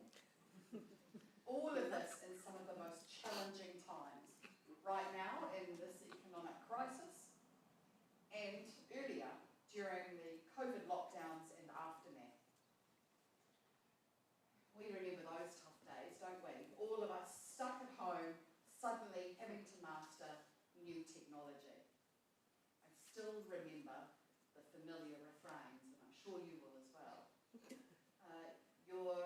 You're on mute, Mia Paula. I'm having problems with my connection. Or it must be my equipment. Never our skills in question, of course, always the tech. Around the table, my colleagues have spoken on Paula's impact. Sarah noted her strong advocacy in Wellington and her ability to build collaboration across the Waikato. Emma reminded us of her 25 years showing up in our communities and making people feel seen and valued. Anna highlighted her commitment to affordable housing for Fairfield and Inderley and for our diverse communities, and even the return of the Tui, whose songs remind us daily of Paula's work for a more livable city. Kesh spoke of Paula's inclusive leadership, how she lifts our neighbourhoods, empowers local groups, and ensures every voice is heard. Louise recognised Paula's presence at both major city events and at the really small grassroots celebrations, where her presence made people feel equally included. I want to echo all of those things because Paula has constantly shown up in every forum for every part of Hamilton. On a personal note, Paula has been both a friend and a part-time advisor to me. Yes, I will boost that post. This has been especially helpful for me as the chair of the Finance and Monitoring Committee. I've learned from her steady hand, her inclusive friendship, leadership style, and her ability to chair with mana and fairness. I also want to note Paula's strong advocacy for women and young people. It's been a privilege to serve alongside so many capable women in this council. And to see Paula's leadership echoed across the Waikato, where many more women are now holding mayoral office or deputy mayor status than ever before. We've come a long way, and Paula's support and mentoring of women has been an important part of that journey. And of course, at so many community events, Paula and I have been the long and the short of it. Did you know that her chin can rest neatly on my head and she has to bend down to do it? Only twice. We've had fun clowning around with that, but behind the laughs, we've complimented each other well. I will miss her in this role, but I know her skills, experience and energy will not go to waste. They will continue to be called on for the benefit of Hamilton and beyond. Paula, thank you. Thank you for your courage, your compassion and your unwavering commitment to this city. We wish you more time with Greg, Emmy and your whānau, and joy in the things that matter most to you. Ngā mihi nui, mā te hururu, ka rere te manu. It's the feathers that enable the bird to fly.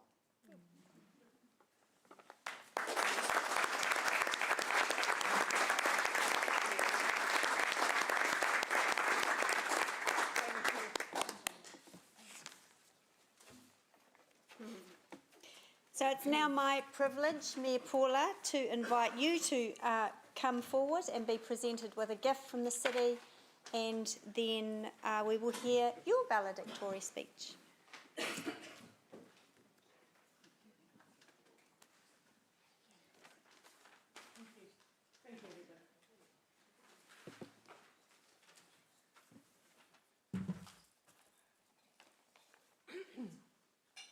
Tēnā koutou katoa. E te mana e toi o raurangi tira mai, tēnei te mihi mahana ki a koutou. Hui mai. e mihi ana ahau ki te waka tainui. Ngā mihi nui ki ngā kaimahi, ki ngā kaikaunihira, ngā hoa, me taku whānau. Warm greetings to everyone here today, staff, councillors, friends and family, and to this wonderful community gathered here today. Tēnā koutou, tēnā koutou, tēnā koutou katoa. Thank you. Wow, I thought we had a time limit. So I have kept mine fairly short, and gosh, how do you follow that class act? Yeah. All those beautiful, heartfelt speeches, it'll be hard to do. Look, today I do stand together.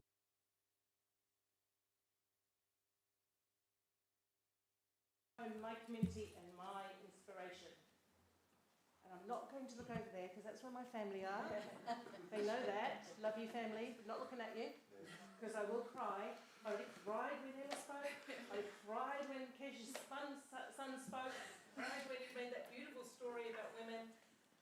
I'm going to try and get through this one without a... But it's unlikely.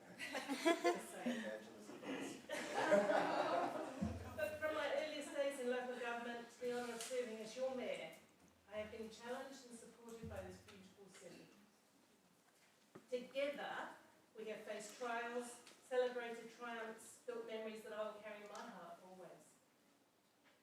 I step aside today because the time is right when it's right. First time. Leadership is not something to hold on to. It is a privilege, and therefore it is one that must be shared and passed on.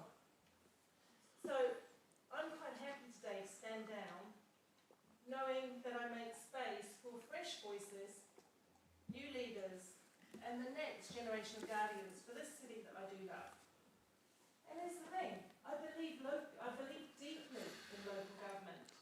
The quiet, most often unseen work that shapes our everyday lives. When you turn on the tap, when you drive over a new bridge, walk around the lake, cheer on the Chiefs at the stadium, or wander around the gardens with your friends and visitors, you are experiencing the work of this council and its dedicated staff. And they deserve our respect, and they deserve our gratitude. The past 6 years have been extraordinary, in fact, extraordinary. Just months, in fact, after being elected as mayor, we were struck by a global pandemic. You saw that coming, right? COVID tested us all. In this time, I believe we needed calm, honest leadership, assurance and support, and I believe I gave it my best job. But I'm proud of how we, the team, together, navigated that time and kept our city functioning. Even if my mayor's office was temporarily relocated to the dining table, with council papers spread everywhere between the salt paper and the salt shaker and the teapot. It was just a fine mess for several months. Since then, we have weathered recession, immense inflation, a change of government, and a tidal wave of reform. I say again, and for the second to last time before we adopt the annual plan, the funding model is broken. The pressures on local government are real. But I believe we must see change as an opportunity to innovate, to collaborate, and to create councils that are truly fit for this new future. But I don't want to dwell on the difficulties today. I want to celebrate what we have built together. We opened Kete Aranui to Kete Aranui, our most loved, best used, award-winning library and community hub, designed by the community, for the community, with the community. We welcomed visitors through our stunning new Hamilton Gardens entranceway and unveiled the beautiful Egyptian gardens as one of our newest gardens. We created Te Kararo Nature Precinct at the zoo, and this is a blend of conservation, a place of huge community enjoyment, and a strong dollop of tourism and economic development. With partners, we built New Zealand's first fully accessible playground, the Magical Bridge, a place where children of all abilities can play side by side together as it should be. We proudly hosted the FIFA Women's World Cup, the International Darts Masters, love that, it's great, international cricket, the All Blacks, Super Rugby and so much more, cementing, in my view, Hamilton as a world-class host city, and that's what we are.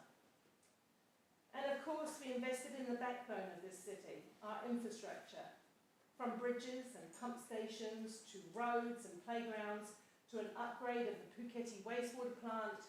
We did build and maintain the core infrastructure we need for today and for the future generations. Now to a few thank yous, and I'm not going to go into a great deal of detail because we've been here a long time and we've heard many accolades. I would endorse all the speakers who stood up here before me in the words about their colleagues. Thank you, Deputy Mayor Angela O'Leary. You've been my right-hand woman and I appreciate it. Your particular passion for the Creative Ambassador, as the Creative Ambassador, has been immense. Thank you for what you brought to that sector.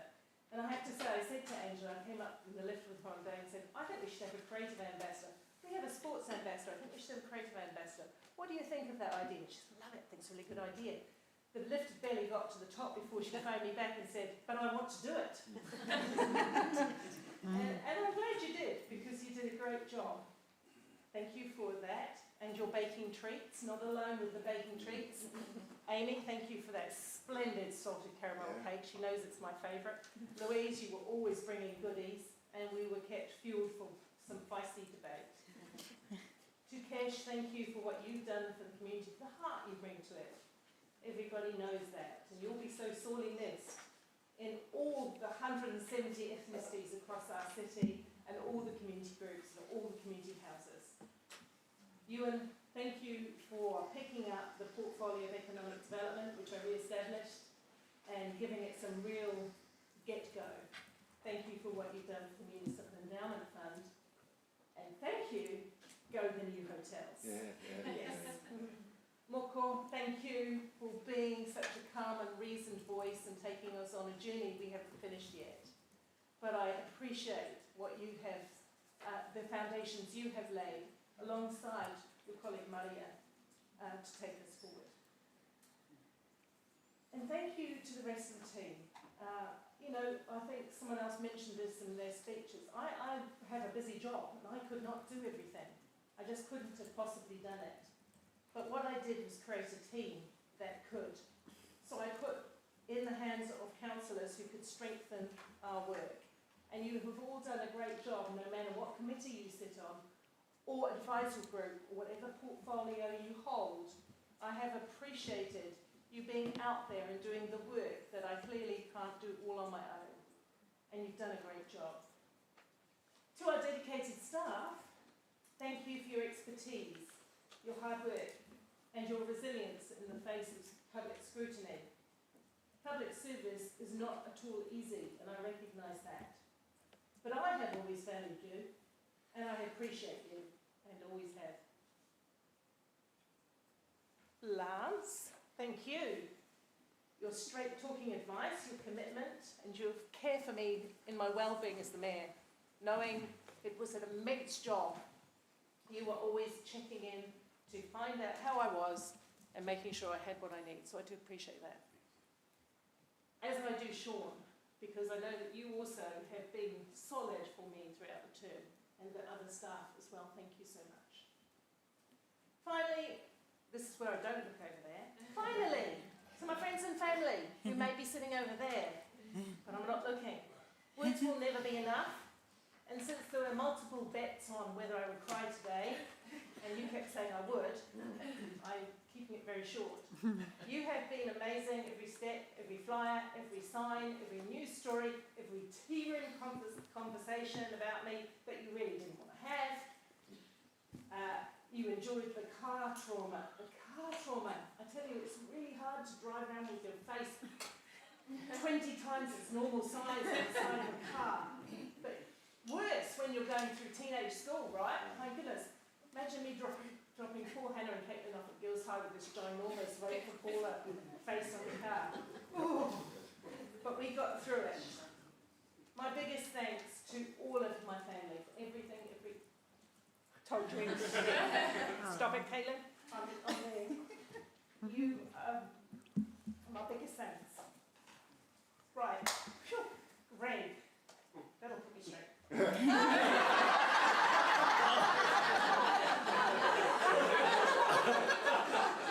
Show love in his family. Because he is the best mayoral consort ever. You've been my sounding board, my right-hand man, my anchor. Oh, look, I'm getting there. You have been an incredibly awesome ambassador for this city.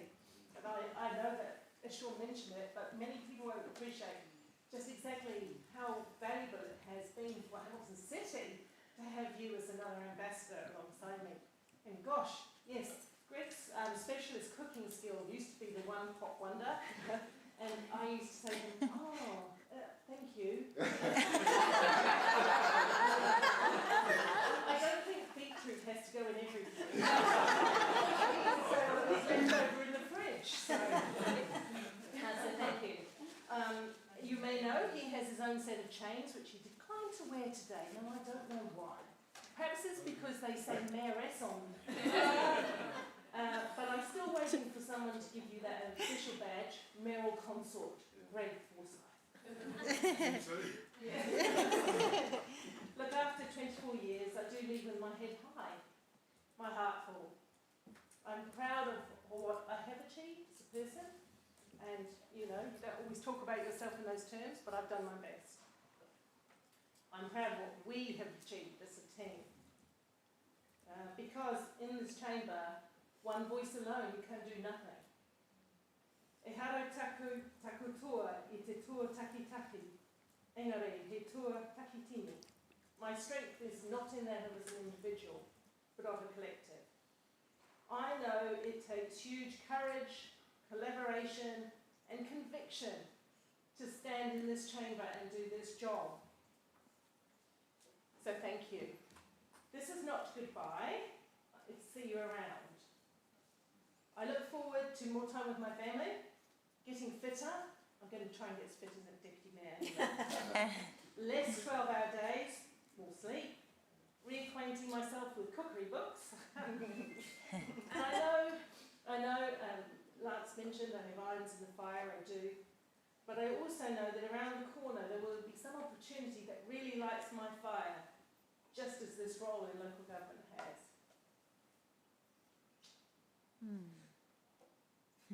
Really? Stop it, Emma. Okay. I think if you weren't said after 24 years, that would be a bit unusual, right? But this is the truth. I step into the next chapter of my life and career with excitement. Doesn't look like it, does it? But it does.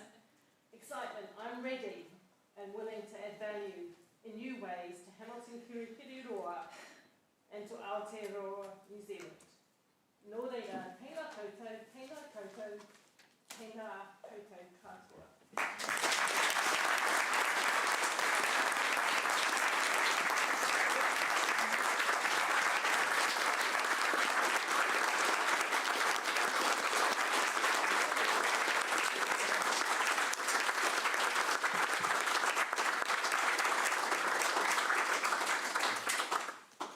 Thank you, Mayor Paula, Councillor Wilson, Councillor Naidu-Rolfe and Councillor Tawariki, our retiring members, for sharing your heartfelt words and your stories with all of us. And as all of you have individually said, it is your husbands, your wives, your partners, your siblings, your mothers, your fathers, your children that we so often forget take the brunt of the role that it is serving for a city. So on behalf of your colleagues, staff and the community, we acknowledge your time, your dedication and your personal energy that you have given to the service of Hamilton Kirikiriroa. And just to end, it's been an absolute honour to share this moment with you as MC. We will now just move on. I'll hand the chair back to Mayor Paula, and we will now move on to a small part of the formal proceedings before we end, and I'm sure we're all going to want lots of photos. Ngā mihi nui, thank you everyone.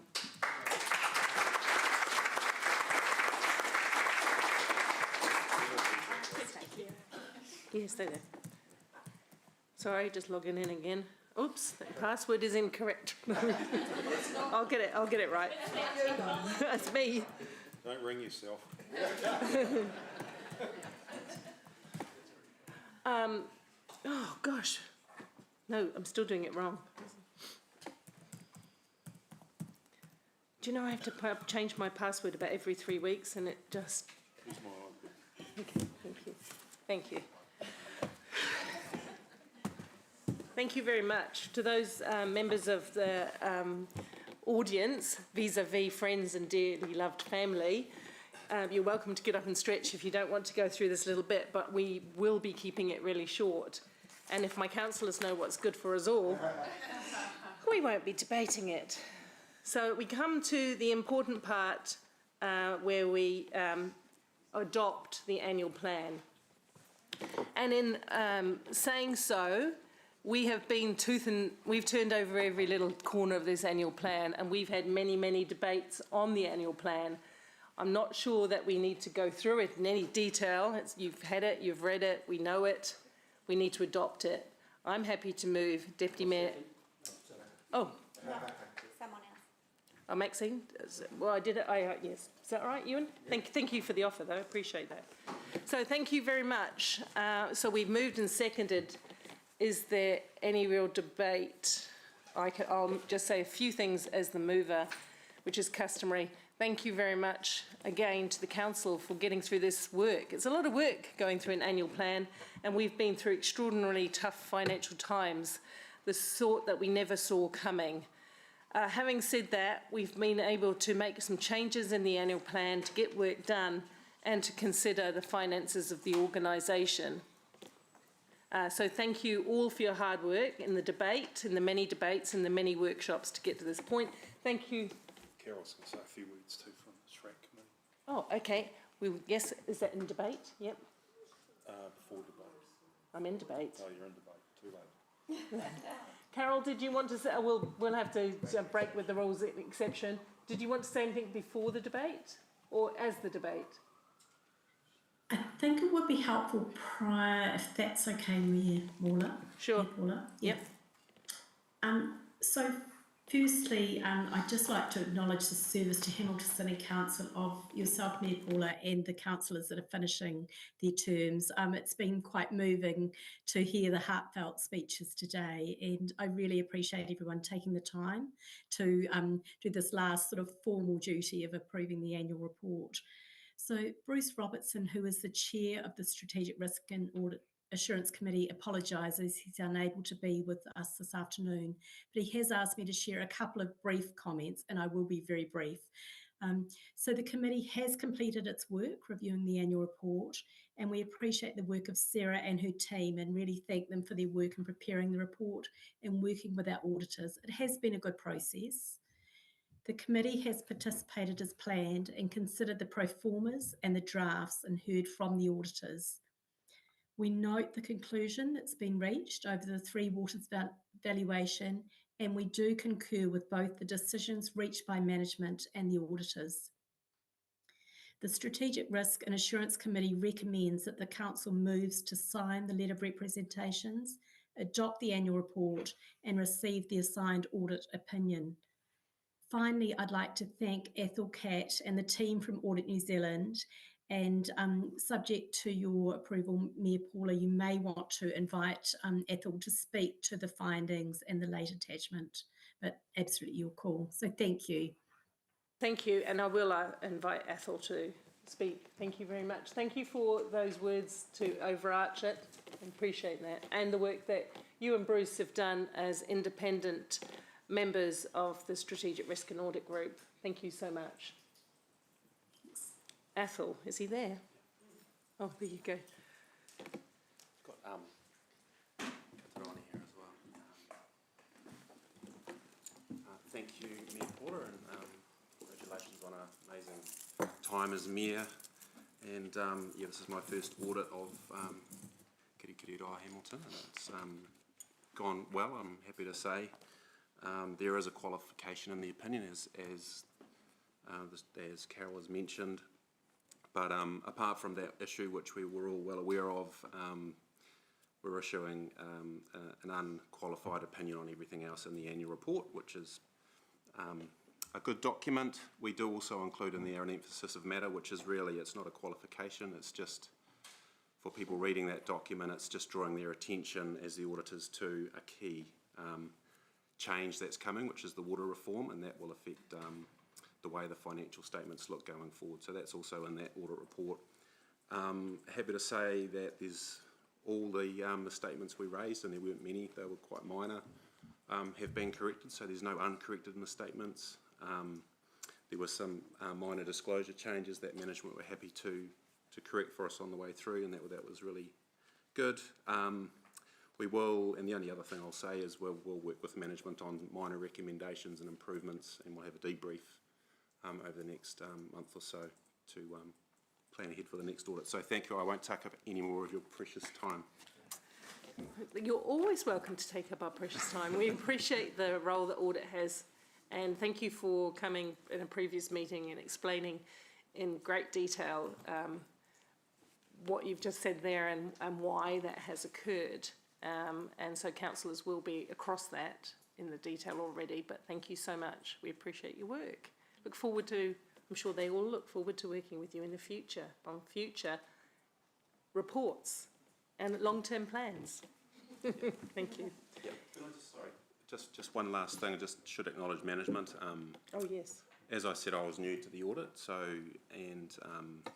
I think the audit's actually gone really well. There was a real focus on bringing this audit forward. Normally we would sign in at the end of October, and there was a real desire to bring it forward, and that wasn't straightforward for anyone, particularly management and ourselves. So just wanted to acknowledge that, and the work of the Audit and Risk Committee as well. Thank you. Thank you very much. I have already debated prior to that, so I don't think I'll repeat it. Is there anybody who feels a strong urge to comment? No. Maxine, as a seconder, Chair of Finance, or? I think we've agreed that we'll keep this part. All right, excellent. In that thing, we'll go to the vote on the board, please. Okay. Do you want us to do it on the board or show our hands?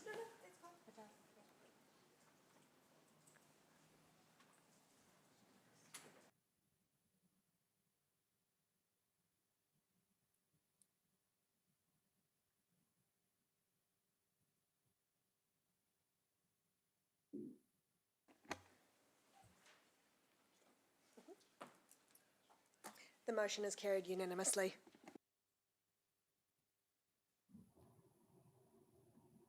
Which I'm also not going to speak to, move the acceptance of the Chair's report. Thank you, Ewan. I'm not going to speak to it, it's pretty straightforward. Thank you. Any questions? Any debate? We'll go to approval by show of hands. Thank you. Carried unanimously. Late attachments report, also move. Thank you, Councillor Ewan. Any commentary, any debate? We'll go to the show of hands. Carried unanimously. Thank you. And I believe... Oh no, we haven't. Thank you. I move that we confirm the minutes of... Well spotted. Seconded by Maxine. All in favour? Aye. Carried unanimously. Okay. And I think we have to confirm some minutes in public excluded, don't we? So as for the public, thank you for joining us today. If you want to go through, there's more food in the tea room. We'll be through with you in a minute because Mike is here to take photographs of family groupings and whatever else you would like to do. So please just give us 2 minutes. I promise it won't take more than that. Do I?